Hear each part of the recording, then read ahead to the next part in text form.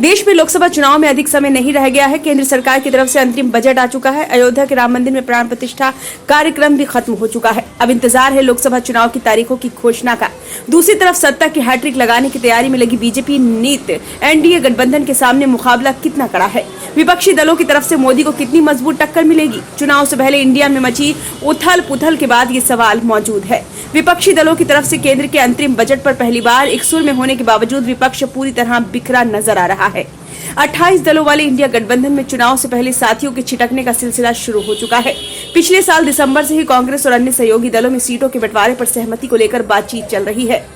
करीब 50 दिन बीतने के बाद भी अभी तक ठोस रूप से कुछ भी जनता के सामने नहीं आया है। वहीं इंडिया गठबंधन के संयोजक की रेस में शामिल रहे प्रमुख चेहरे और बिहार के सीएम नीतीश कुमार पारा बदल चुके हैं। इससे एनडीए को कितनी मजबूती मिलेगी, इस सवाल से कहीं अधिक अहम है कि इंडिया गठबंधन को कितनी बड़ी चोट पहुंची है।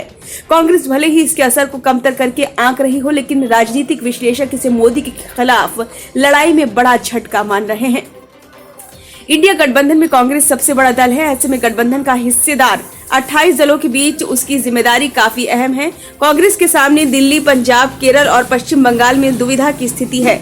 दिल्ली और पंजाब में आम आदमी पार्टी और कांग्रेस की क्षेत्रीय इकाइयां गठबंधन पर मानसिक रूप से तैयार ही नहीं हो पा रही हैं। पंजाब में आम आदमी पार्टी की तरफ से सभी सीटों पर चुनाव लड़ने तक की बात भी कह दी गई।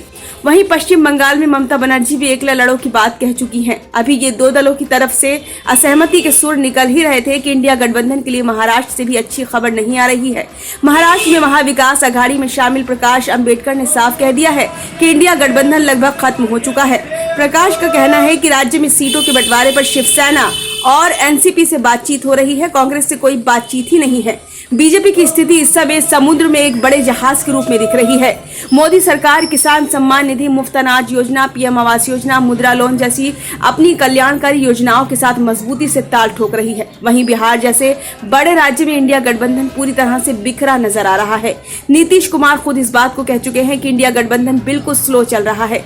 कांग्रेस भले ही ये कह रही हो कि इंडिया गठबंधन को मकसद मोदी को सत्ता से हटाना है, लेकिन जमीनी स्तर पर ये दूर की कौड़ी नजर आ रही है। विपक्ष महंगाई और बेरोजगारी के मुद्दे पर भी सरकार को अभी तक घेरने में पूरी तरह से नाकाम रहा है। इंडिया गठबंधन की तरफ से अभी तक संयुक्त रैली या प्रचार अभियान को लेकर भी स्थिति साफ नहीं हो पा रही है। राजनीतिक विश्लेषकों के अनुसार जहां तक आम चुनाव में लोगों के बीच प्रमुख मुद्दे और परसेप्शन की लड़ाई है, इसमें कांग्रेस नीत इंडिया गठबंधन पूरी तरह से पिछड़ता नजर आ रहा है। ऐसे में इंडिया गठबंधन मोदी से मुकाबला कैसे कर पाएगा, ये तो आने वाला समय ही तय करेगा।